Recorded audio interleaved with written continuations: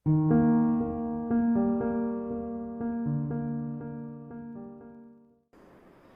Everyone, आप सबका स्वागत है मेरे YouTube चैनल मानव केमिस्ट्री में। अगर आप अभी चैनल पर नए हैं तो प्लीज पहले चैनल को सब्सक्राइब कर दीजिए और नोटिफिकेशन आइकन को भी जरा जोर से दबा दीजिए ताकि तुरंत आपके पास लेटेस्ट वीडियो पहुंच सके। तो बच्चों, आज की वीडियो का टॉपिक है हमारा राउल्ट्स लॉ। राउल्ट्स लॉ जो कि बहुत ही इंपॉर्टेंट है सॉल्यूशन चैप्टर में, जिसको आज हम डिस्कस करने जा रहे हैं। राउल्ट्स लॉ बहुत ही सिंपल। देखिए, राउल्ट्स लॉ को हम दो पार्ट में डिवाइड करेंगे। आप ऐसा भी कह सकते हैं Raoult's first law and second law. First case में सोल्यूट और सोलवेंट दोनों ही वॉलेटाइल होंगे। वॉलेटाइल मतलब है दोनों ही वेपर बना सकते हैं। Both the component can form vapour, that is volatile. तो फर्स्ट लॉ में हम जो डिस्कस करने जा रहे हैं, दोनों कंपोनेंट वेपर बनाएंगे, यानी कि दोनों ही लिक्विड है। तो ये किसके लिए हो गया है? It is applicable for liquid in liquid category. ये लिक्विड इन लिक्विड कैटेगरी के लिए एप्लीकेबल है, यानी पानी और अल्कोहल को मिला दिया, बेंजीन और टोलिन टाइप के लिक्विड को मिला दिया, तो इस तरह का जो भी बाइनरी सॉल्यूशन बन रहा है लिक्विड इन लिक्विड कैटेगरी में, उसके लिए ये एप्लीकेबल होगी। कहती क्या है? देखिए, कोई दो डिफरेंट लिक्विड हमने ले लिए, ए और बी, दो डिफरेंट लिक्विड हमने ले लिए हैं, जैसे बेंजीन, टोलिन या वाटर अल्कोहल टाइप के। तो ए और बी जब हम हीट करेंगे, क्योंकि दोनों ही वेपर बना सकते हैं, तो वेपर ए के भी बनेंगे, कुछ वेपर बी के भी बनेंगे। अब किसके कम बनेंगे, किसके ज्यादा, वो अलग बात है, लेकिन इतना जरूर तय है कि वेपर दोनों ही कंपोनेंट के बनेंगे। ए और बी बोथ आर वॉलेटाइल। तो किसी एक टेम्परेचर पर जब आप इस सॉल्यूशन को हीट करेंगे तो both the component will vaporise. तो टोटल प्रेशर क्या होता है? देखिए, किसी भी सॉल्यूशन का जो टोटल प्रेशर है, that is equal to the sum of partial pressure exerted by individual component. PA is the partial pressure of A. Partial pressure मतलब होता है टोटल प्रेशर में से अपना इंडिविजुअल प्रेशर कितना है ना। इसी तरह पार्शियल प्रेशर ऑफ B का मतलब है टोटल प्रेशर में से B का अपना कितना इंडिविजुअल प्रेशर है। This is partial pressure of B। तो total pressure is equal to partial pressure of A plus partial pressure of B। अब यहां पर राउल्ट्स लॉ की एंट्री होती है। राउल्ट्स क्या कहता है? राउल्ट्स ये कहता है भाई कि किसी भी कंपोनेंट का जो पार्शियल प्रेशर है, partial pressure of a component, किसी भी कंपोनेंट का जो पार्शियल प्रेशर होता है, it is directly proportional to mole fraction of that component. उस कंपोनेंट के मोल फ्रैक्शन के डायरेक्टली प्रोपोर्शनल होता है। मतलब ये है कि partial pressure of A it is directly proportional to mole fraction of A. Mole fraction मतलब mole fraction of A in liquid phase. ये नीचे वाला है लिक्विड फेज, ऊपर वाला होगा वेपर फेज। ये ऊपर है वेपर फेज। अब ये तो partial pressure A proportional to mole fraction of A, और प्रोपोर्शनैलिटी का साइन हटाते हैं तो कोई ना कोई कांस्टेंट तो हम लगाते ही हैं। तो यहां पर जो कांस्टेंट लगता है that is vapour pressure of A in its pure state. In its pure state.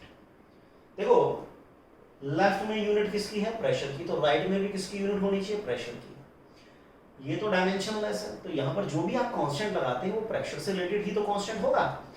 अब दो बातें आ गई हैं। पहली बात यह है कि ये तो है मोल फ्रैक्शन। मोल फ्रैक्शन का मतलब होता है एक तरीके से टोटल मोल में से उस कंपोनेंट के कितने मोल है, उसकी औकात, उसकी औकात की बात हो रही है यहां पर। और ये है vapour pressure of A in its pure state, जब उसमें कुछ भी मिक्स नहीं किया गया था। ये उसका नेचर है ना। नेचर कि उसमें intermolecular force of attraction weak है या बहुत स्ट्रांग है। अगर वीक है तो वो बहुत जल्दी वेपर बनाएगा, यानी उसका नेचर क्या है? वॉलेटाइल। और अगर intermolecular force of attraction strong है तो वो देर में वेपर बनाएगा, तो उसका नेचर क्या है, लेस वॉलेटाइल, बट वॉलेटाइल है, ये बात तय है। तो दो बातों पर डिपेंड कर रहा है प्रेशर, उसकी औकात पर और उसके नेचर पर, उसके मोल फ्रैक्शन और उसका नेचर दोनों इंक्लूड हो गए हैं। तो यहां से बात आती है कि partial pressure is equal to product of mole fraction and vapour pressure of that component in its pure state. This is Raoult's first law. This is Raoult's first law for volatile solute. Solvent is always volatile. There is no need to mention that solvent is volatile. It is always volatile. So total pressure क्या होगा? Partial pressure A plus partial pressure B. Partial pressure A क्या होगा? Mole fraction of A, P naught of A. Partial pressure B क्या होगा? Mole fraction of B into P naught of B. B. ये बात हुई. तो partial pressure A ये हो गया, तो partial pressure B ये हो गया. टोटल प्रेशर आप समझ ही गए. देखिए x A x B, this is called composition of solution in liquid phase. Liquid phase में ए और बी का मोल फ्रैक्शन क्या है. लेकिन अब देखिए जब आप हीट करेंगे तो वेपर ए के भी बनेंगे, वेपर बी के भी बनेंगे. अब ऐसा होता है ए में B more volatile than B, तो ए शायद वेपर ज्यादा बना दे बी के कंपैरेटिवली, या ऐसा हो सकता है बी की अमाउंट बहुत ज्यादा हो और ए की अमाउंट बहुत कम हो, तो जिसकी अमाउंट ज्यादा होगी उसके वेपर ज्यादा हो सकते हैं. तो दो बातें इंक्लूड कर ली गई हैं. अब यहां पर जो टोटल प्रेशर है उसमें से ए का कितना प्रेशर है, टोटल मॉलिक्यूल जो भी है यहां पर उनमें से ए के कितने मॉलिक्यूल हैं, वो होगा mole fraction of A in vapour phase. Total pressure में से ए का कितना प्रेशर है, this is called mole fraction of A in vapor phase.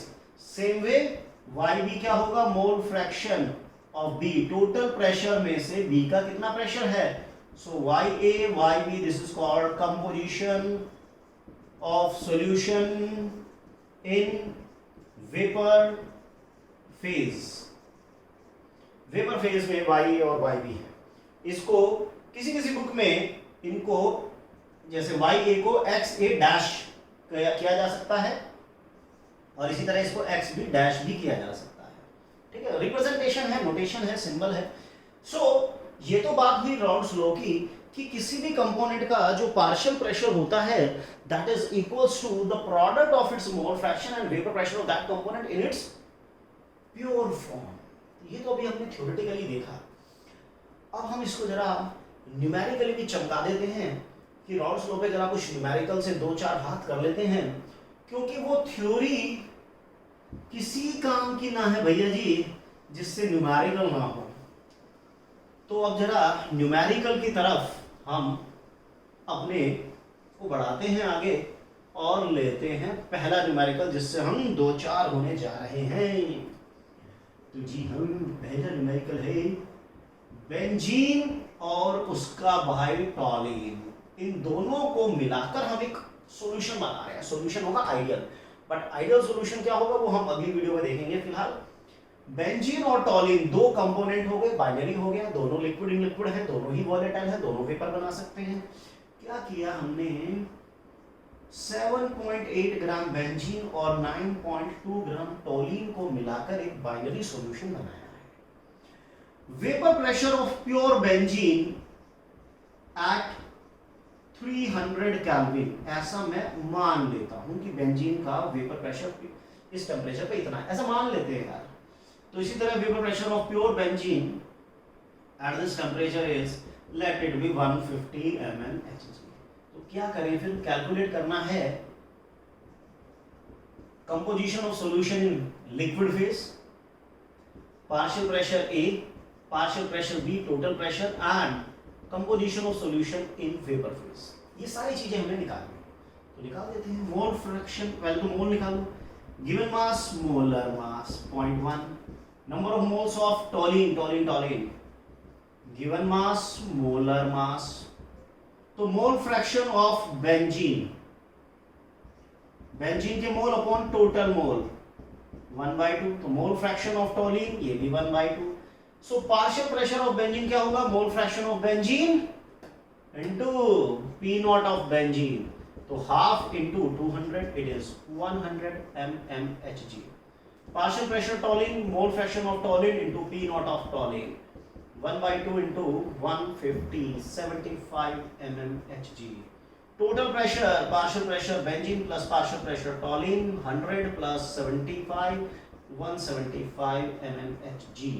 तो मोल fraction of benzene in vapour phase, vapour बनेगी ना ए और बी, बेंजीन और टॉलिन दोनों के, तो टोटल प्रेशर में से टोटल प्रेशर 175 है, ए का कितना प्रेशर है इतना, तो इट इज 4/7. इसी तरह मोल fraction of benzene, mole fraction of टॉलिन vapour form, partial pressure of टॉलिन upon total pressure, it is 3/7, क्योंकि दोनों का सम तो मिलाकर 1 ही आना है ना. तो ये बहुत ही चुन्नू मुन्नू न्यूमेरिकल था, बेसिक न्यूमेरिकल हमने अभी किया है इस पे. तो दो कंपोनेंट थे बेंजीन और टॉलिन, दोनों की इतनी अमाउंट को मिक्स करके एक आइडियल सॉल्यूशन बनाया गया है. What is given to us, vapour pressure of benzene in its pure form इतना है, टॉलिन का इतना है. Calculate all these things, composition of solution in liquid phase, composition of solution in vapour phase, partial pressure of both the component benzene and toluene and the total pressure. All these things we have to calculate. So no problem. Mole fraction of benzene निकाला, mole fraction of टॉलिन निकाला, partial pressure benzene निकाला फॉर्मूले से, टॉलिन निकाला, दोनों को plus किया, then composition of solution in vapour phase निकाला. तो बहुत ही घटिया क्वेश्चन हमने अभी ट्राई किया है. थोड़ा सा और आगे बढ़ लेते हैं. चलिए इसी क्वेश्चन को थोड़ा सा मॉडिफाई कर लेंगे, है ना, थोड़ा सा मॉडिफाई कर लेते हैं. ऐसा कर लेते हैं कि चलो जी बेंजीन है और उसका भाई टॉलिन है, दोनों को बिछाड़ते नहीं है. इस बार क्या करते हैं, equal mass of benzene and टॉलिन, benzene and टॉलिन is mixed, equal mass of benzene and टॉलिन is mixed, दोनों को मिक्स कर दिया है. तो कैलकुलेट क्या करेंगे आप, वही करेंगे जो पहले किया था. Composition of solution in vapour phase, partial pressure benzene, partial pressure टॉलिन, total pressure, composition of solution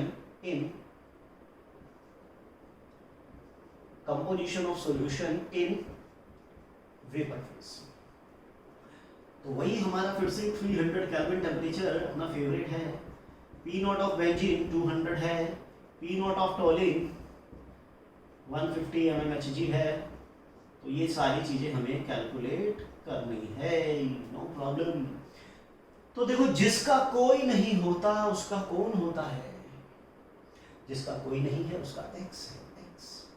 तो क्या करते हैं, जो हमने सोल्यूट का यानी बेंजीन का जो मास लिया, लेट इट बी x, तो मास ऑफ टॉलिन वो भी x हो गया. Number of moles of benzene given mass molar mass, number of moles of टॉलिन given mass upon molar मास, इस तरह से कुछ आएगा. तो मोल फ्रैक्शन ऑफ बेंजीन क्या होगा, बेंजीन के मोल अपॉन बेंजीन के मोल प्लस टोलिन के मोल. कुछ नहीं है, सिर्फ लेंथी पड़ेगा कैलकुलेटिव फॉर्म में, क्योंकि थोड़ा सा वो एलसीएम लेना है, तो x वगैरह कट जाएगा हमारा. तो x हमारा कट जाएगा, तो आंसर हमारा जो आएगा वो एक प्योर डेसिमल फॉर्म में आएगा, लेट इट बी 0.7. ये मैंने अपनी तरफ से मान लिया है. कभी ऐसा ना हो कि आप लोग कमेंट सेक्शन में कह रहे हैं अरे सर ये आपने क्या कर दिया, आपको इतना सा भी मैथ नहीं आता. तो टाइम को बचाने के लिए तो 0.7 ले लिया है, तो मोल फ्रैक्शन ऑफ टॉलिन 0.3 ही तो आएगा. चलिए, partial pressure of benzene, mole fraction of benzene into P naught of benzene, 0.7 into 200, तो it is 140 यूनिट आ गया. Partial pressure of toluene, mole fraction of toluene into P naught of toluene, 0.3 into 150, 45 mmHg आ गया. Total pressure benzene का और टॉलिन दोनों को मिला देते हैं, 140 plus 45, so it is 185 unit mmHg आ गया. So mole fraction of benzene in vapor phase, mole fraction of benzene in vapor phase, भाई टोटल प्रेशर है 185, उसमें से बेंजीन का कितना है 140. टोटल प्रेशर में से बेंजीन का कितना प्रेशर है, दैट इज, उड़ा दीजिए, उड़ता है तो उड़ा ही दीजिए, तो 5 से उड़ ही जाएगा. चलो जो भी आएगा आ जाएगा, काट पीट के आप करते रहना. तो इसी तरह मोल fraction of टॉलिन in vapour phase 45 upon 185, दोनों को मिलाएंगे तो 1 ही आएगा. तो इस तरह से आप क्वेश्चन कर सकते हैं. बहुत ही इजी क्वेश्चन था ये, कि इस बार इक्वल मास बेंजीन और टॉलिन का लिया. अब इक्वल मास कितना कितना था, 1 ग्राम या 2 ग्राम हमें नहीं पता, तो हमने x और x मान लिया, तो दोनों के मोल निकाल लिए, मोल फ्रैक्शन निकाल लिया, और इस तरह से हमने क्वेश्चन को उड़ा दिया. सो ये था हमारा एक और प्रॉब्लम. तो नेक्स्ट प्रॉब्लम की तरफ बढ़ते हैं हम. राउल्ट्स फर्स्ट लॉ पर ही अभी हम टिके हुए हैं। सो प्रॉब्लम है इस बार कि A and B are two volatile component, A and B are two volatile component. हम क्या करते हैं, क्वेश्चन में इस बार केस 1 लिया कि ए के हमने 2 मोल और बी के हमने 3 मोल लिए। 2 moles of A, 3 moles of B mix किया and the total pressure of solution comes out to be 500 mmHg। ठीक है, A के इतने मोल, B के इतने मोल, दोनों को मिलाया, टोटल प्रेशर इतना आ गया। सेकंड केस, कंपोजिशन बदल देते हैं इस बार, A के 3 मोल कर लेते हैं और B के 2 मोल कर लेते हैं, अल्टा पलटी कर दी, टोटल प्रेशर इतना आ गया। ठीक है, आपके सामने है, calculate P not A and P not be, ये वही कैलकुलेट करते हैं। दूसरा एक और ऐड कर लेता हूं, which composition has higher boiling point, किस कंपोजिशन में बॉइलिंग पॉइंट हायर है। चलिए टेम्परेचर सेम है, टेम्परेचर नहीं बदला गया है, वही मेरा फेवरेट 300 केल्विन लिया गया है। सेम टेम्परेचर, पहले सॉल्यूशन में ए के इतने मोल, बी के इतने मोल, टोटल प्रेशर इतना, दूसरे में बी के इतने, ए के इतने, टोटल प्रेशर इतना। आप देखिए सेकंड केस में टोटल प्रेशर ज्यादा है, सेकंड केस में टोटल प्रेशर ज्यादा है, यानी जो सेकंड केस है वो पहले 760 अटेन करेगा इसके मुकाबले, फर्स्ट केस के मुकाबले सेकंड केस ज्यादा जल्दी 760 अटेन कर लेगा, तो इसका मतलब सेकंड कंपोजिशन का बॉइलिंग पॉइंट कम होगा। अब जरा टोटल प्रेशर क्या होता है, partial pressure A, partial pressure B, X A P not A, x B P nought B. तो टोटल प्रेशर पहले केस में है 500, it is equal to X A कितना हो जाएगा 2/5 into P not A, 3/5 P nought B. This is equation number 1। Second में आइए 600, 3/5 P not a, 2/5 P nought B, ये इक्वेशन सेकेंड। इन इक्वेशन को देखते ही आपके अंदर जो 10th क्लास में आपने मैथ्स में फर्स्ट एक्सरसाइज में किया करते थे ना, x + y समथिंग और 2x + 3y = समथिंग, उस तरह का ये क्वेश्चन है। 2 इक्वेशन है, 2 वेरिएबल हैं, और आपका खून अब उबाले मार रहा होगा कि इस क्वेश्चन को तो हम मिनट में ही चमका देंगे। तो अब आप इसको चमका दीजिएगा, फाइंड आउट कर लीजिएगा P नॉट ए और P नॉट बी। इसके अंदर की जो केमिस्ट्री थी वो मैंने आपको बता दी है, अब इसके आगे का जो मैथ्स है वो आप खुद करेंगे। क्लियर हो गई बात। सो बहुत इजी क्वेश्चन था। तो ये राउल्ट्स की हमारी फर्स्ट लॉ है। अब इसी में सेकंड 2 इक्वेशन हमारी बन चुकी हैं। अब इसको आप कर सकते हैं। ए भी वेपर बना रहा है, बी भी वेपर बना रहा है, और दोनों ही कंपोनेंट वेपर है, तो हमने इस कंपोजिशन में दोनों को मिक्स किया। अब मेरा क्वेश्चन एक और है आप लोगों से, देखो फर्स्ट केस में बी की अमाउंट ज्यादा थी, राइट, और सेकंड केस में ए की अमाउंट ज्यादा है। देखिए जैसे ही ए की अमाउंट को आपने इंक्रीज किया, टोटल वेपर प्रेशर बढ़ गया, है ना। तो इसका मतलब ए जो है वो बी के कंपैरेटिवली वोलेटाइल होगा, तो पी नॉट ए की वैल्यू कहीं ना कहीं पी नॉट बी से ज्यादा है। चलिए आगे बढ़ते हैं। तो ये तो बात हुई राउल्ट्स लॉ की। अब हम बात करते हैं राउल्ट्स लॉ में सेकेंड लॉ, जिसमें सोल्यूट नॉन वोलेटाइल होगा, यानी कि वो वेपर नहीं बनाएगा। तो हमने अभी थोड़ी देर पहले ये जाना है कि इसकी 2 लॉ है, फर्स्ट और सेकंड। हम सेकंड पे आ रहे हैं, वो है हमारा सॉलिड इन लिक्विड कैटेगरी में।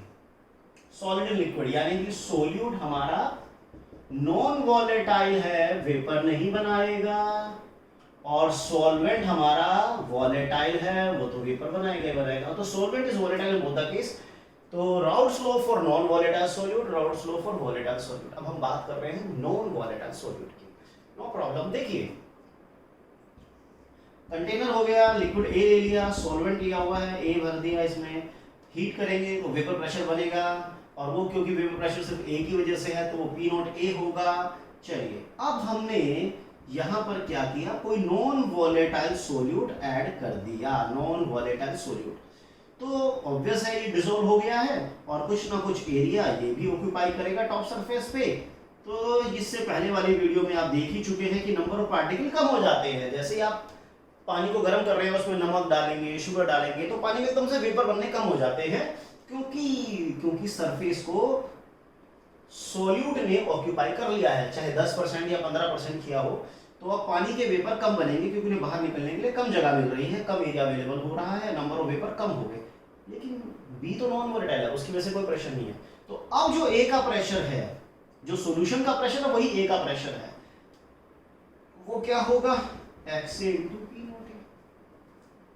राउट्स की लॉ ये तो कहती है कि किसी भी कंपोनेंट का जो पार्शियल प्रेशर होता है वो ये होता है। देखो टोटल प्रेशर किसके बराबर होता है, partial pressure A partial pressure B. अब बी का तो पार्शियल प्रेशर 0 है, तो जो प्रेशर है सॉल्यूशन का वो तो सिर्फ ए की वजह से ही रहा ना, because B is non volatile, उसका कंट्रीब्यूशन तो 0 है। और पी ए कितना है, P A x in P not A. तो जो सॉल्यूशन का प्रेशर है वो एक्चुअली में सॉल्वेंट की वजह से ही तो है, वो सॉल्वेंट की वजह से ही है। 1 माइनस एक्स भी लिखा जा सकता है क्योंकि सोल्यूट और सॉल्वेंट के मोल फ्रैक्शन का सम 1 होता है। तो P not A minus x B P not A, इधर उधर कर लेते हैं, तो ये आ गया x B P not A is equals to P not A minus P A. So x B is equals to P not A minus P A upon P not A. झकास झकास। देखिए कहानी ऐसी है कि जब आपने नॉन वॉलेटाइल सोल्यूट ऐड नहीं किया था, ध्यान से सुनिएगा, जब नॉन वॉलेटाइल सोल्यूट ऐड नहीं किया था तब वेपर प्रेशर है P not a pure state में। लेकिन जब उसमें आपने कुछ ऐड कर दिया, वो भी नॉन वॉलेटाइल सोल्यूट, तो वेपर प्रेशर डिक्रीज हो गया।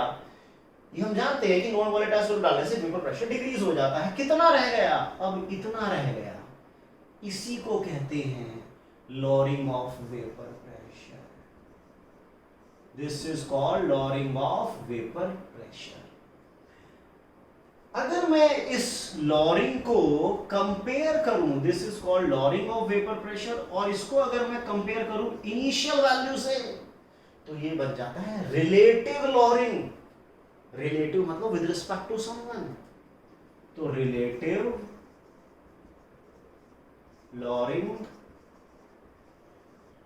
Of vapour pressure, relative lowering of vapour pressure, और ये किसके बराबर आ रही है, मोल फ्रैक्शन ऑफ सोल्यूट के बराबर आ रही है। देखिए देखिए देखिए, तो यहीं से Raoult's law for non volatile solute आ जाता है कि relative lowering of vapour pressure, relative lowering of vapor pressure is equals to mole fraction of solute, B solute है, A solvent है, relative lowering of vapor pressure is equals to mole fraction of solute when a non volatile solute added to volatile solvent. This is round second for non volatile solute कि relative lowering of vapor pressure, this is the relative lowering of vapor pressure and it is equals to the mole fraction of solute when a non-volatile solute added to the volatile solvent। ये है राउट second law. तो हमने दो law हमने पढ़ ली है, पहले में तो दोनों ही वॉलेटाइल थे और सेकंड में सोल्यूट नॉन वॉलेटाइल हो चुका है। बहुत आसान है। अब इस पे जरा दो चार न्यूमेरिकल इसमें भी चमका देते हैं, नो प्रॉब्लम। देखिए क्वेश्चन ले लेते हैं, इसको मैं क्वेश्चन लेते हैं 10% aqueous solution of non-volatile solute, 10% aqueous solution non-volatile solute, W by W, 10% aqueous solution non-volatile solute exerting a vapor pressure of 700 mmHg at 373 Kelvin, calculate molar mass of non volatile solute। देखिए बहुत प्यारा question है, अच्छा question है, कोई इतना 30 mark का नहीं है, बट ऐसा भी नहीं है कि आप इसकी बेइज्जती करें। देखिए 373 का मतलब होता है 373 केल्विन का मतलब होता है 100 डिग्री सेल्सियस, और 100 डिग्री सेल्सियस बहुत ही सम्मानजनक वैल्यू होती है ना। ये पानी का बॉइलिंग पॉइंट है, सॉल्यूशन एक्वस है। तो जब आपने सॉल्यूशन नहीं बनाया था, जब पानी प्योर था, तो 100 डिग्री सेल्सियस पे तब पानी का वेपर प्रेशर कितना था? अरे किसी भी लिक्विड का अपना वेपर प्रेशर उसके बॉइलिंग पॉइंट पर कितना होता है? एक्सटर्नल प्रेशर के बराबर होता है। एक्सटर्नल प्रेशर जनरली 760 होता है। तो ये पोर्शन हिडन था जिसको आपने एक्सपोज कर दिया। 373 kelvin is the boiling point of water, और क्योंकि यहां पर सॉल्यूशन है, और जब सॉल्यूशन में आपने नॉन वोलेटाइल सॉल्यूट ऐड किया तो उसका वेपर प्रेशर डिक्रीज हो गया, इतने से कितना हो गया? 700 हो गया। तो ये है वेपर प्रेशर सॉल्यूशन का। तो वेपर प्रेशर डिक्रीज हुआ यानी लोअरिंग हो गई, डिक्रीज हो गया। रिलेटिव लोअरिंग किसके बराबर होती है? Mole fraction of solute. तो P not A minus PA upon में P not A it is equals to mole fraction of solute. तो P not A 760 700 760 is equal to, देखो मोल फ्रैक्शन का मतलब होता है सोल्यूट के mole upon solute plus solvent के mole. 10% का मतलब होता है 10% बाय वेट का मतलब देखिए आप सुन लीजिए, 10% W बाय W का मतलब है 100 ग्राम सॉल्यूशन में 10 ग्राम सोल्यूट, राइट। 100 ग्राम सॉल्यूशन में 10 ग्राम सोल्यूट और 90 ग्राम पानी, ये मतलब है इसका। 10% aqueous solution of non volatile solute by weight, यानी कि 100 ग्राम सॉल्यूशन में 10 ग्राम नॉन वोलेटाइल सॉल्यूट है, उसके मोल क्या होंगे? गिवन मास अपॉन मोलर मास, given mass upon molar mass plus water के मोल। वाटर कितना है? 100 ग्राम सॉल्यूशन में 10 ग्राम सॉल्यूट तो 90 ग्राम वाटर हो गया ना। बस इसको ही तो सॉल्व करना है, एक इक्वेशन है, एक वेरिएबल है, बस आप कर लेंगे। सो पहला क्वेश्चन ये रहा कि 10% aqueous solution of non volatile solute exerting A vapour pressure of this much eight this temperature calculate molar mass. इस क्वेश्चन में कुछ खास नहीं था, जो खास था वो मैंने बता दिया कि 373 kelvin that is the 100 degree Celsius, and क्योंकि जो सॉल्यूशन है वो एक्वस है, इसका मतलब सॉल्वेंट इज वाटर, तो vapour pressure of water in its pure state at this temperature is this much. तो after the addition of non volatile solute the pressure become this much. तो vapour pressure now decreases by 60 unit. तो lowering upon the initial value, this is relative lowering, and relative lowering of vapor pressure is equals to the mole fraction of solute when a non-volatile solute added to volatile solvent. This is Raoult's second law. देखिए एक और question लेते हैं, इसी question का एक दूसरा format लेते हैं, बड़ा प्यारा क्वेश्चन बनेगा, वो बहुत अच्छा क्वेश्चन बनेगा। 10% aqueous solution of non-volatile solute, थोड़ा सा चेंज करना पड़ेगा, हटाओ यार। क्वेश्चन है relative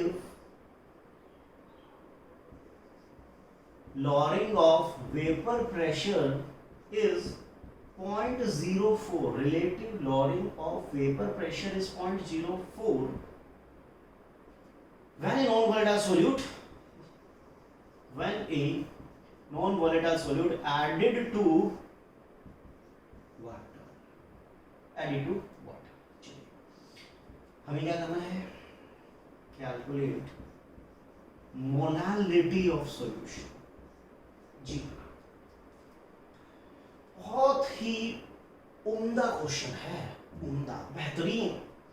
relative lowering of vapour pressure is 0.04 when a non-volatile solute added to water, यानी solvent, calculate molality। देखिए relative lowering of vapor pressure is equals to mole fraction of solute, no problem। and relative lowering किसके बराबर होती है? mole fraction की, और relative lowering आपको दी गई है 0.04, तो इसका मतलब आपने mole fraction of solute निकाल लिया, mole fraction of solute आपका आ गया 0.04। तो अब क्या करें? देखिए मोलालिटी होती क्या है? मोलालिटी होती है सोल्यूट के मोल। सोल्यूट के मोल को मोलालिटी कहते हैं, लेकिन कौन से मोल? वो मोल जो 1 kg वाटर में है, जो 1000 ग्राम वाटर में है। तो 1000 ग्राम वाटर में जो भी सोल्यूट के मोल आएंगे वही मोलालिटी होगी। मुझे क्या कैलकुलेट करना है? सोल्यूट के मोल कैलकुलेट करने हैं 1000 ग्राम वाटर में, दैट इज मोलालिटी। तो सोल्यूट के मोल निकाल लेते हैं, सोल्यूट के मोल निकाल लेते हैं 1000 ग्राम वाटर में। पानी को अगर 1000 ग्राम ले लिया तो वाटर के मोल इतने हो जाएंगे, इट इज इक्वल टू 0.04। तो यहां से आप क्या निकाल पाएंगे? सोल्यूट के मोल। ये सोल्यूट के मोल जो 1000 ग्राम वाटर में है, यही तो मोलालिटी है। आपका आंसर आ जाएगा। तो ये जो सोल्यूट के मोल हैं, आप ध्यान रखिए, यही मोलालिटी है, because molality is the moles of solute in 1 kg water in 1000 gram water. एक तरीका ये हुआ। इसका एक दूसरा तरीका और बताता हूं मैं आपको। देखिए, मोल फ्रैक्शन है 0.04, क्योंकि रिलेटिव लोअरिंग ही मोल फ्रैक्शन है, रिलेटिव लोअरिंग ही मोल फ्रैक्शन है। चलो, तो इसका मतलब है सोल्यूट के mole upon solute plus solvent के मोल, दोनों मिलाकर कितने हो गए? 4/100। इसको मैं 4/100 या उड़ा उड़ के लिख देता हूं 1/25। तो इसको जरा कंपेयर करें, तो इसका मतलब ये है कि टोटल मोल है सॉल्यूशन के 25, तो उसमें सोल्यूट का 1 मोल है ना। अगर मैं रिलेट करूं न्यूमरेटर को न्यूमरेटर से, डिनोमिनेटर को डिनोमिनेटर से, तो सोल्यूट के मोल अगर मेरे पास 1 है, तो सोलवेंट और सोल्यूट दोनों मिलाकर 25 में, तो सोल्यूट हो गया 24। दिस प्लस दिस 25 होगा। तो वेट ऑफ सोलवेंट, सोलवेंट का वेट निकाल लीजिए यहां से। वाटर है यानी सोलवेंट, 1 मोल में इतना, तो 24 मोल में कितना?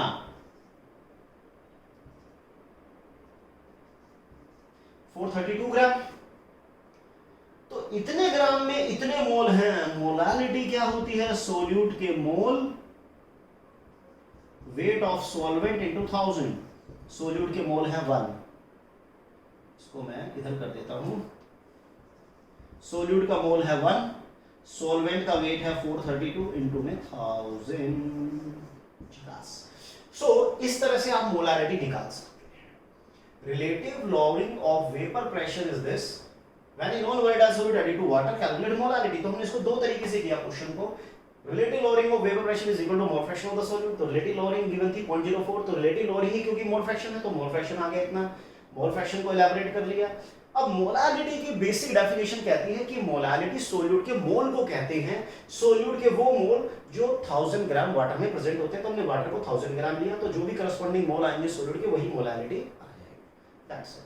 दूसरा अल्टरनेटिव मेथड हमने किया कि मोल फ्रैक्शन इतना था, 1/25 हुआ, तो मोल फ्रैक्शन की डेफिनेशन अप्लाई कर दी। फिर हमने रिलेट किया कि अगर सोल्यूट का मोल 1 है, तो सोलवेंट का इतना होगा। तो यहां से सोलवेंट का मास निकाला, यानी इतने ग्राम सोलवेंट में इतना मोल है, तो 1000 ग्राम में कितना होगा, ये मोलालिटी आ गई। तो आगे बढ़ते हैं, एक और क्वेश्चन चमकाते हैं इसका। जरा उससे भी दो हाथ कर लें, ये तो बेचारा नाराज हो जाएगा कि मेरे को डिस्कस नहीं किया। बहुत बेइंसाफी है ये, लेकिन हम बेइंसाफी होने नहीं देंगे। देखिए, क्वेश्चन है कि vapour pressure decreases by 20%. Vapor pressure decreases by 20% when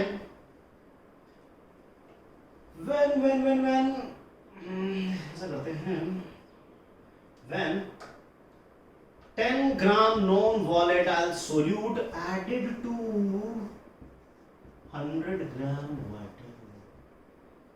Calculate molar mass of non-volatile solute. देखिए, वेपर प्रेशर डिक्रीज हो गया 20%। कब? जब 10 gram non volatile solute 100 gram water में आपने डाल दिया। तो बताइए उसका मोलर मास क्या होगा जो सोल्यूट आपने ऐड किया है। तो देखिए, अब टेम्परेचर तो गिवन है कि हमें वैल्यू पता हो, तो भाई अब वेपर प्रेशर पहले कितना था, जिसका कोई नहीं होता उसका x होता है। आप जानते हैं, बचपन से ही पढ़ते आ रहे हैं, नर्सरी क्लास से ही आपका सामना हो गया होगा इससे। तो P not A is equal to this.